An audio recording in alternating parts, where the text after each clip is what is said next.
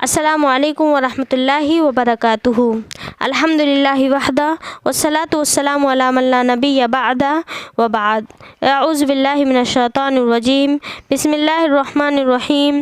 رب اشرح لی صدری ویسر لی امری واحلل عقدۃ من لسانی یفقہوا قولی۔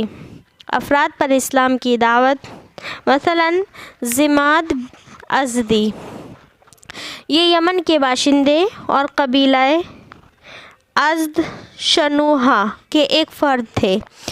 جھاڑ پھونک کرنا اور آسیب اتارنا ان کا کام تھا۔ مکہ آئے تو وہاں کے پاگلوں سے سنا کہ محمد صلی اللہ علیہ وسلم پاگل ہیں۔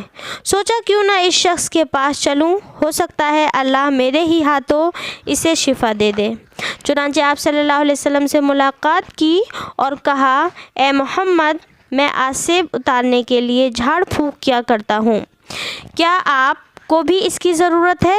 تو آپ صلی اللہ علیہ وسلم نے جواب میں فرمایا، ان الحمد للہ نحمدہ ونستعینہ، من یہدہ اللہ فلا مضل لہ ومن یضللہ فلا ہادی لہ، واشہد ان لا الہ الا اللہ وحدہ لا شریک لہ، واشہد ان محمدا عبدہ ورسولہ، اما بعد۔ یقیناً ساری تعریف اللہ کے لیے ہے، ہم اسی کی تعریف کرتے ہیں اور اسی سے مدد چاہتے ہیں۔ جسے اللہ ہدایت دے دے اسے کوئی گمراہ نہیں کر سکتا، اور جسے اللہ بھٹکا دے اسے کوئی ہدایت نہیں دے سکتا۔ اور میں شہادت دیتا ہوں کہ اللہ کے سوا کوئی معبود نہیں، وہ تنہا ہے، اس کا کوئی شریک نہیں، اور میں شہادت دیتا ہوں کہ محمد صلی اللہ علیہ وسلم اللہ کے بندے اور رسول ہیں۔ ضماد نے کہا، اب ذرا اپنے یہ کلمات مجھے پھر سنا دیجئے۔ آپ صلی اللہ علیہ وسلم نے 3 بار دہرایا۔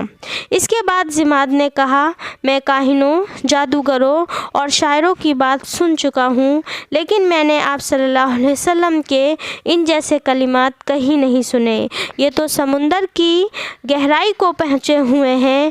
لائیے اپنا ہاتھ بڑھائیے، آپ صلی اللہ علیہ وسلم سے اسلام پر بیعت کروں۔ اس کے بعد انہوں نے آپ سے بیعت کر لی۔ آخر میں مولا کریم سے دعا ہے کہ ہم تمام کو اپنے نبی کی سیرت سننے، سمجھنے اور پڑھنے کی توفیق دے۔ مولا کریم ہمیں زیادہ سے زیادہ عمل صالح کی توفیق دے، آمین ثم آمین۔ السلام علیکم ورحمۃ اللہ وبرکاتہ۔